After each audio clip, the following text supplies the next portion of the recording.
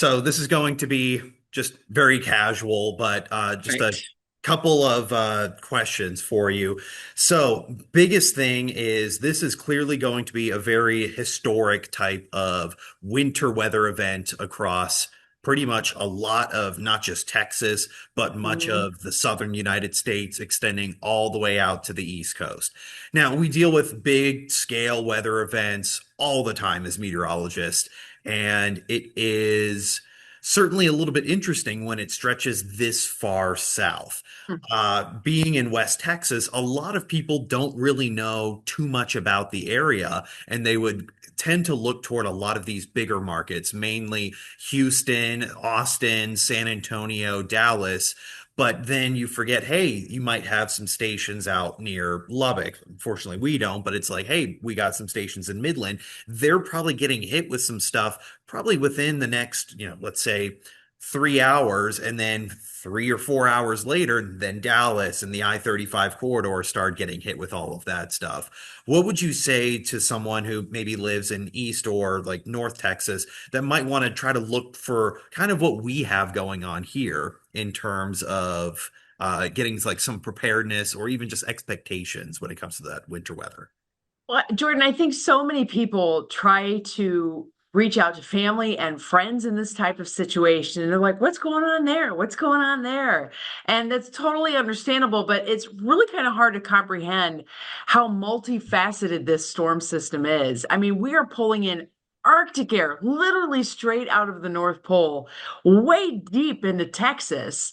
And that is encompassing so much of the country right now. And it's really the cold air that is in the driver's seat with this entire storm system because the cold air is firmly established. It is not going anywhere. And then you bring in all this moisture from not just the Pacific, but also the Gulf. And that's where we get into this whole mess. And it's very site specific. So cold air is very cold, it's very dense, it's heavy, it travels right along the ground.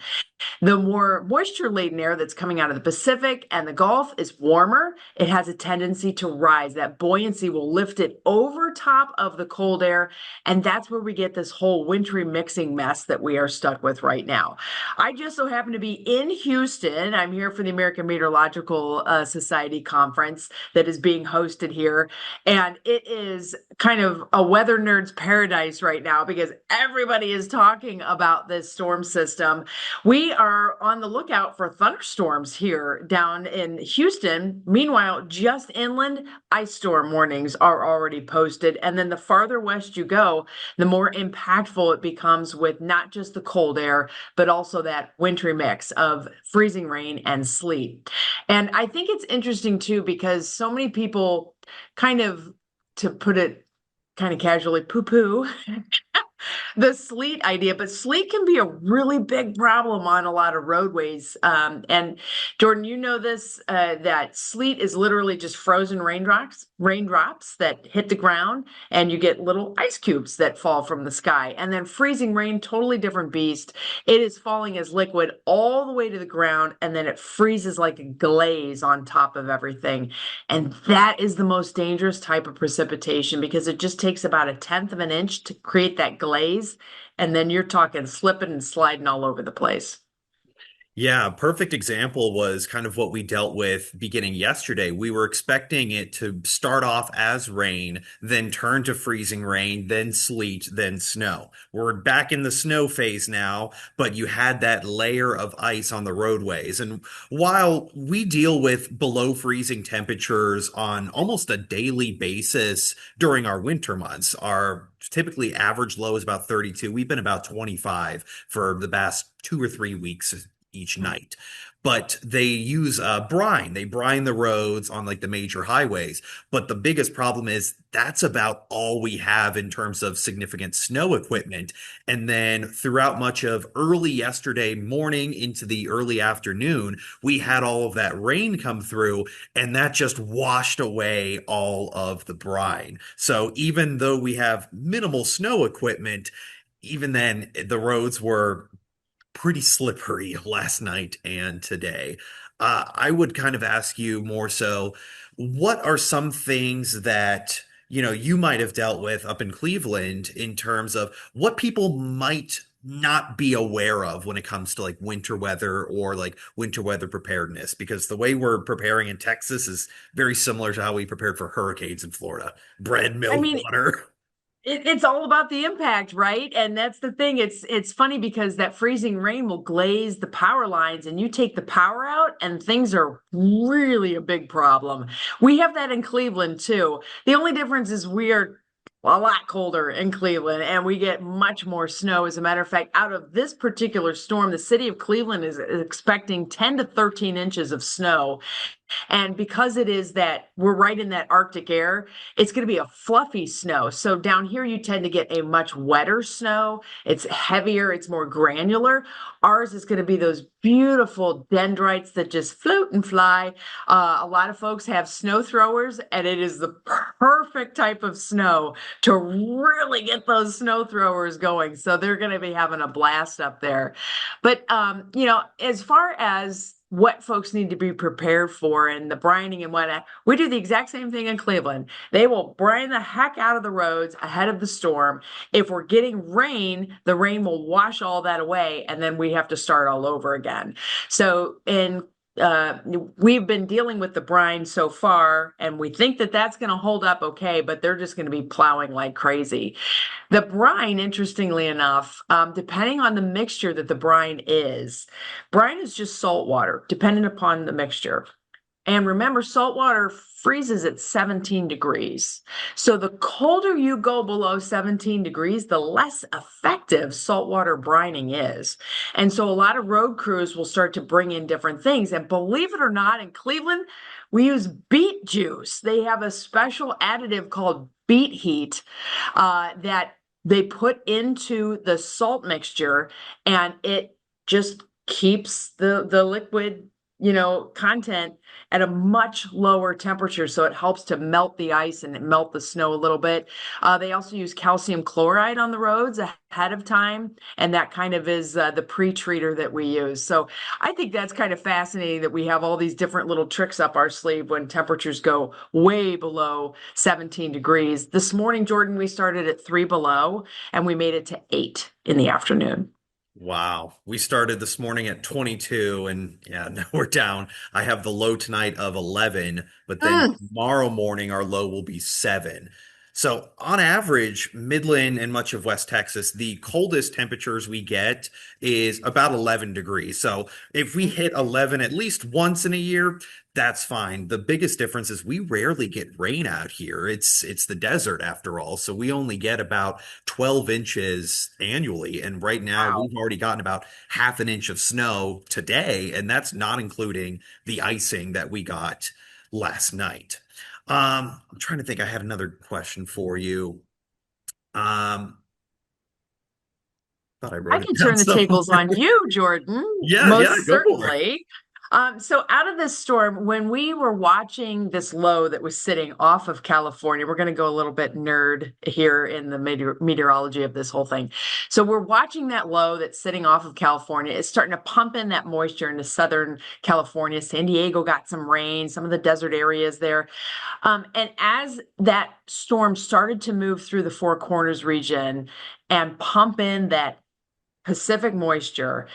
Now we're kind of transitioning more to Gulf moisture. In Houston, they have a south wind right now that is just gunning moisture up into this storm system right now. So as you were watching all of this start to unfold, let's say a week ago, Mhm. how far out, how long ago were you like, hmm, this could be a big problem for us? I started to notice this probably closer towards Sunday or so. We had a cold front expected on Monday, and that was going to kind of adjust our winds around a little bit because our weather is heavily influenced by the direction of the wind. If we get Mhm. a southerly flow or a westerly flow, it's very dry desert air because it either comes right off the Guadalupe Mountains to our west or from northern Mexico to our south. If we get even just a little bit of a southeasterly wind, we get a big influx of that Gulf moisture. Even this far inland for Texas, it makes a huge difference because our normal humidity values easily 10 to 20, 30% relative humidity.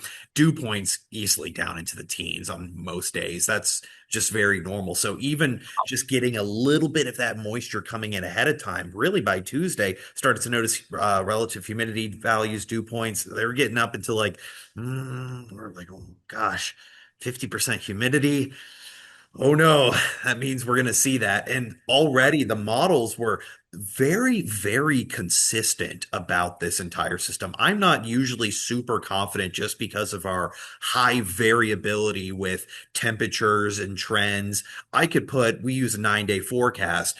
I could easily put 20% chance of precipitation for next week. No one here believes me about that. Wow. It's usually about 3 to 4 days out, we have solid confidence. But even on Monday, I was a little bit hesitant about, issuing any kind of weather impact alerts just because I'm like, I know the models are saying it, but they can rapidly change. And the biggest differences too was between the Euro and the GFS. I learned working in blizzards in the Northwest, the GFS tends to be very good when it comes to potential snowfall totals, and they weren't really saying a whole lot at first. And then the euro was going crazy low, and then it flipped around, and then it said, no, you're going to get down to 3 degrees and you're going to see 7 inches of snow. I said, well, we've already gotten snow so far within the last month, so I can see, maybe a dusting, maybe 1 inch maximum. But then once we hit Tuesday, I'm just like, no, no, we're going to get 1 to 3 inches of snow, at most maybe a quarter inch of ice beforehand. And that has been consistently the forecast for the last couple of days. And it's actually panning out. The hardest thing to project is not even really the moisture, it's the temperatures. And it's all has to do with that 800 millibars. We're seeing a whole lot of very warm air, and that's what's stopping it from snowing. It's like, it's 11 degrees outside. What do you tell me that's freezing rain? That doesn't make sense to the average person. I said, Yeah, no, it's it's all it's that well moisture. above freezing at about 5,000 feet, and that makes such a huge difference. Well, like I said before, cold air, and especially Arctic air, is very dense, very heavy. And by the time it spreads all the way into Texas, now you got just a little thin layer that's making its way down to the south.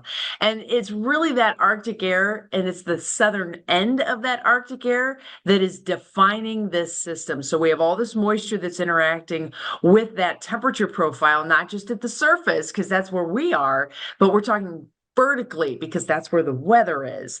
And as this moisture rides right along that temperature gradient that's locked in across the mid South and then right up into the Appalachians, that's why we have places like Tennessee and Mississippi that are looking at an ice storm warning. And then into the Carolinas, when you start to put mountains into effect, now you're going up in the atmosphere where it's naturally colder anyway, and those mountaintops are going to get all iced. And Jordan, I'm sure you remember Hurricane Helene, and those Yes. areas were so hard hit with Hurricane Helene and the devastating wind as that storm decayed as it went to the north. So they are still like just in rebuilding mode. They have barely even recovered, and now they have this major ice storm that is setting up for them. Yeah, the biggest issue with a lot of Texas is they still have recollection of the 2021 winter storm where Mm, the Texas power grid just yep. completely broke. And while I try to be very, very calm and very purposeful with my forecast, I can only do so much in what I say to be like, hey, look, the governor and the state, they all say the power is fine, and not even bringing in politics. Oh, I don't trust him, or I don't believe him. I'm just like, I'm gonna have to believe him because I would assume, okay, we've had 5 years to bump up the power grid. But even then he mentioned, oh, you're still gonna see some localized outages from that freezing rain. What would you Sure. say as a chief meteorologist to try to instill calmness among people? Because we even had one of our reporters, he talked with a professor of psychology talking about weather anxiety. Like, what's the best way to prepare someone for, I would say, prepared, not panicked? Yeah, prepare you, not scare you. That's one of the mantras of our station up in Cleveland. I think a lot of it is know your sources. There are so many people who doom scroll and they're desperately looking for information because they are nervous about what's going to happen. How will this impact me? What does this mean to me? And you're talking about, people who are living in a basement somewhere way east of here who has no idea of all the little intricacies of all the microclimates that happen here in West Texas, like Jordan. And it's really frustrating for meteorologists because, we're here. You see our faces, you know us, you know about our families. We care about this place. We live here. And really, we dedicate. I mean, Andy was still in the station and he got in at what, 4 a.m. So I Yeah. mean, you guys are like hammering long, long days to make sure that not only your community is prepared, but your news crews are prepared and to make sure everybody understands what's going on. That dedication is not taken lightly. We don't monetize for it. It is something that is near and dear to our heart. And so if you have a passion for a certain place or a certain, you know, community, you are going to do way more work for that community than anybody else would. So that's thing number one is just watch who you watch, right? So know who is giving you information and know where that information is coming from. You're a great meteorologist, Jordan. I can tell you that from watching your stuff. Andy's the same way. Well, That thank kid you. has so much passion for what he does. He is astounding. He's got so much knowledge knocked in his brain. And it's really cool to watch him kind of uncork and do his thing on the air. And that doesn't it shouldn't be taken lightly. It really should be taken to heart that that kind of passion and dedication is something that folks should know about. Beyond that, I would have to say understand that there's only so much we can control, right? We are putting out a forecast for an atmosphere that is vast. Mhm. It's hard to even Absolutely. encapsulate how vast the atmosphere is. Literally 60,000 feet tall, hundreds of millions of miles to the west of us, small variations will actually make a really big deal here in West Texas to what happens with our forecast. So you mentioned the mountains and the downsloping winds and just a slight variation in the wind. There's so many variables that are put into a forecast that is constantly changing. And as time goes on, all we're doing is trying to keep up, quite honestly. And we're Right. playing almost like a probabilistic game and trying to, factor, all right, what's the most likely scenario that's going to happen? We will always focus on what is most impactful for our community. I, for one, would rather say, listen, we're going to have this, this, and this, and maybe this. And the maybe this is like a really scary thing, but I want you to know about it because if it does actually happen, now we can help to prepare you. Right. You don't want to be, being a weather nerd myself, I go on social media and I love seeing what other meteorologists say, but then I learned some new things too, where I just found out, I think I was watching Reed Timmer and he's like, you hear that? That's the sound of exploding trees in Minnesota. I said, wait, what? Not the exploding trees. Okay, so fun fact for all the viewers here. Belinda Jensen is the chief meteorologist at our station, Care 11 in Minneapolis. And Jordan, I'm sure you saw her post in our Teams chat amongst the meteorologists. She's like, Ixnay on the exploding trees Yes. because it's not like they like blow up, they crack. So, it like let's take something and make it really exciting when it's really not.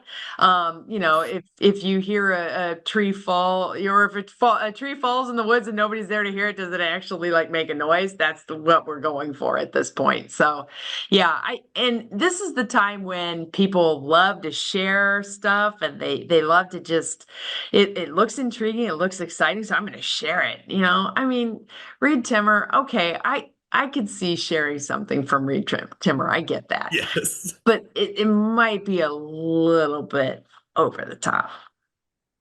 No, that makes sense. And I just do it from my own perspective. I try not to share any of that stuff online because you're always going to get people that are going to be skeptical about your forecast. And I get it. I'm skeptical too sometimes. I'm like, well, I'm not so sure about this or that. And Uh-huh. the way I've always gone about it, I'm very conservative when it comes to percentages, Mm, especially out here. I never go above 70% unless we're getting moisture from a hurricane that hit southern Mexico across the Pacific, and all of that low pressure is coming right on top of us.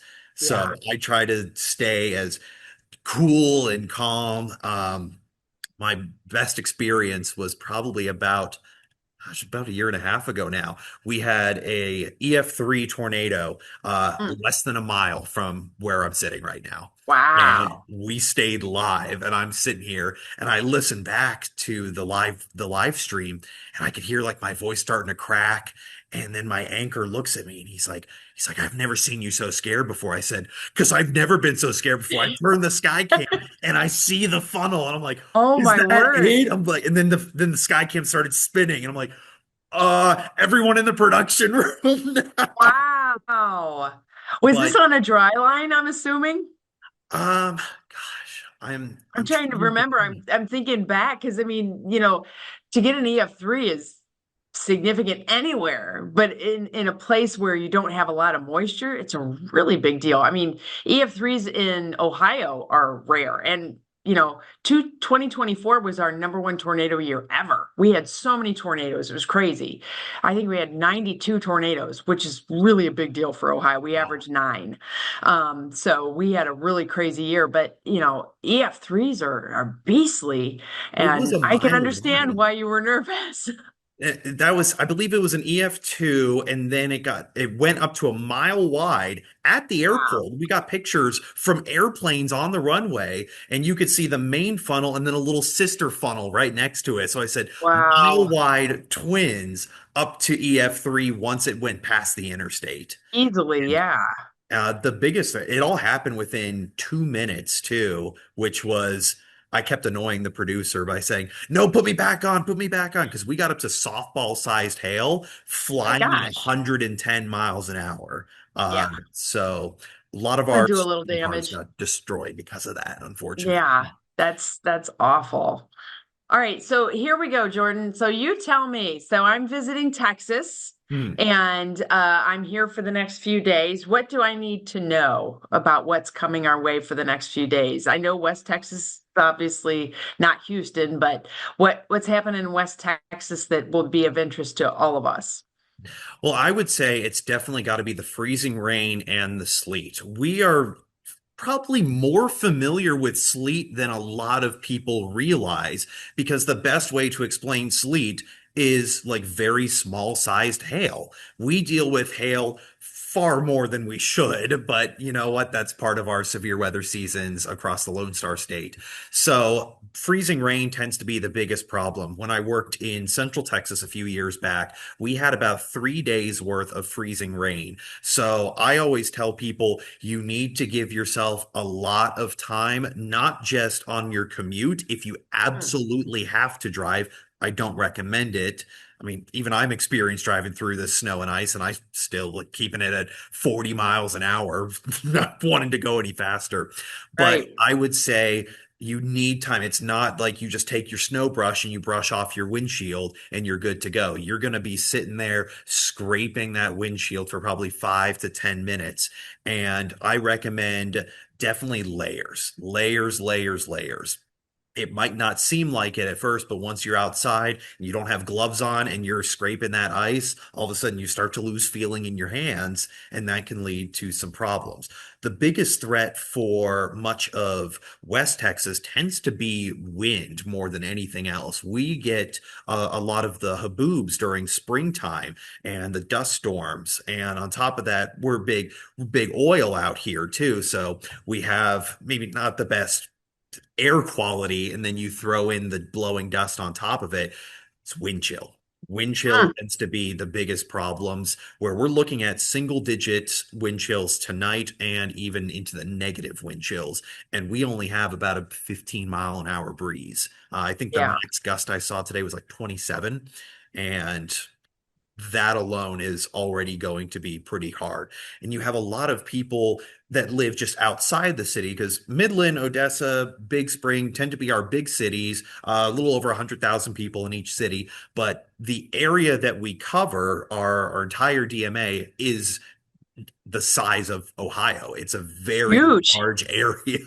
We go, just south of Lubbock all the way down to the Rio Grande. And Amazing. a lot of people don't realize just, yeah, you got a lot of population in the big cities, but we have a lot of small towns, a few Mm. thousand people here and there. A lot of workers end up working in what we call man camps. So it's a lot of just like portables more than anything else, just in the Wow. middle of the desert. I don't know if you've seen the show Landman. I mean, it's supposed to take place out here. A lot of what they actually say is very realistic. The creator of the show grew up in Andrews, which is just 40 minutes north of Midland and Odessa. So I love that show personally. I'm getting a little off topic, but it's going to be just those small, like localized areas. You're going to have very few roadways. There's not going to be a lot of maintenance on those roadways, too. Hmm. Even just pulling out of my apartment complex, I started sliding the car around because it's just an untreated road. Luckily, I know how to correct for that, but maybe some people might not, and you might hit a car that's parallel parked on the side of the road. So I say just give as much time as possible. Stay indoors if you can. From what I've seen lately, the grid looks to be holding up, maybe some small localized power outages, but that's going to be the biggest thing. It's just a lot of patience. I personally hate this term, pack your patience, because I'm not a patient person. But that's what we need. We just need to take our time, take it easy. And a lot of the city officials, a lot of the school superintendents, city council, they recognize this. Business owners recognize it. So they're closing a lot of businesses for the time being. We got so many emails today about church cancellations heading into Sunday. Hmm. So Yeah. a lot of people too, it really helps that we dealt with COVID just a few years back. So we have this big online presence with a lot of these businesses. You can do virtual church. You could do this online as well. Oh, you lost your cable because of the power outage. Maybe you got your smartphone. You could still watch us on your Hmm. streaming app. We have constant updates on social media too. So we live in the age of information. There's a lot of ways to get it, but unfortunately, there's a lot of misinformation out there too. So I know I'm going a little on a tangent here, It's but all good. I would say just continue to stay tuned, always watch. Things are going to change, and if they change, we'll let you know. We're not above, admitting when we're wrong. That's Hmm. entirely part of the job. So I Well, would I will say, tell folks as they're getting ready to go out on the roads to plan for the worst, hope for yes. the best. So drive. I don't know if you've seen the meme, drive like your grandmother is sitting in the back seat with her best church dress on, holding a crock pot full of gravy. Oh, Okay. I've heard about that. Yeah. Yeah, so that's actually a really good one. So you just take your time, take it slow. It's actually one of those things where if you get into trouble, snow is your friend. Snow has more traction than ice, or the sleet will have more traction than the glazing of ice, and that can actually help you out a lot. Or aim for grass because the grass will give you a little bit of traction too. And then beyond that, if you have to be outside, layer up as best that you can. The kids love to go out when it's cold because then they can say that they've been outside and it's pretty fun. And the nice thing here in West Texas is you all have sunshine, and the sunshine will do wonderful things to help to melt everything off. And then you won't have it. It's just cold, which you can deal with, but at least Yes. you won't have that ice. Oh, that's the big thing because we're so used to it getting very cold exactly around this time of year. we just don't typically see the moisture alongside of it. One tip I shared on social media the other day, I said, "Hey, we're a few days away from this winter storm. If don't no need to panic buy toilet paper like it's 2020, but maybe stock up on just some bottled water." And I said, also buy some cat litter. And a lot of people started commenting like, "What do you need cat litter for? I have a dog. This doesn't make sense." I'm like, well, no, the cat litter, you need to use that for traction in case you get Yeah. stuck in the ice. And a lot of people are like, I never knew that. I said, I learned that trick pretty early on when I moved up to the Northwest. So, And this may sound a little weird, but also make sure everybody in your family knows if it's a front wheel drive or a rear wheel drive vehicle. That yes. makes a very big difference as well. We know everything is bigger in Texas, Well, we got all but kinds of big oil trucks out here. So, four-wheel drive does not mean four-wheel stop. That is another thing. Mhm. So, take it slow, only go as fast as you are able to stop. Absolutely. And I even told advice to a couple of coworkers too. Warm up your brakes, especially with that freezing rain that we got Yeah, last night. I just did a couple like quick little hard breaks in the parking lot just to warm it up, melt away the ice, because the last thing you want to do is go up to 40 miles an hour, hit the brakes and realize there's ice on those brake pads not a and good you thing. can't stop. Yep, for sure. Well, all right. Well, thank you so much, Betsy. I don't think I have any other questions unless you have anything for me. It's been awesome. I'm super stoked to be in Texas. This is my first time in Houston. I've been up to Dallas and Fort Worth before, but this is my first time in Houston.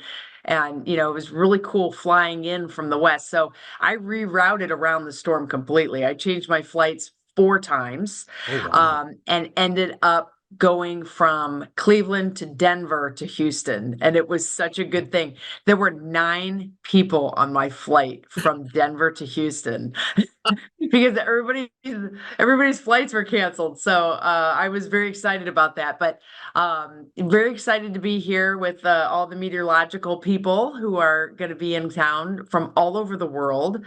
And so it's in good company here. But we're thrilled to be able to be here in Texas and give everybody a little bit of a show as to what kind of weather we can get here in the U.S. It gets a little spicy from time to time. So give them a little bit of something to talk about. Yeah, absolutely. I know we had one of our directors. She had a wedding in New Orleans, and boy, she had to change her flight around a couple of times just to be able to get out of here. Believe it or not, I believe we had a reporter today. They went out to Midland International. I was shocked we have an international airport here when I first moved A in. spaceport. Have It's spaceport. spaceport. Yes. I'm impressed. We only have like four airlines, though. I think we just Fine. added It's Delta last year. whatever. No, a couple of planes were actually taking off this morning. And it's funny enough because just back in April of last year, they added like some de-icing equipment. And so Hmm. people, when we first posted that, were laughing. I mean, like, oh, that's funny. When are we ever going to need that? I'm like, did you want to leave today? You needed that de-icing equipment at the airport. Funny how they know what to get, right? Yes. I'm like, extra money. There you go. Might as well use it. Perfect. All right. Well, thank you so much. I appreciate you, Betsy. It's so good to talk to you, Jordan. Thanks for the Yeah. time.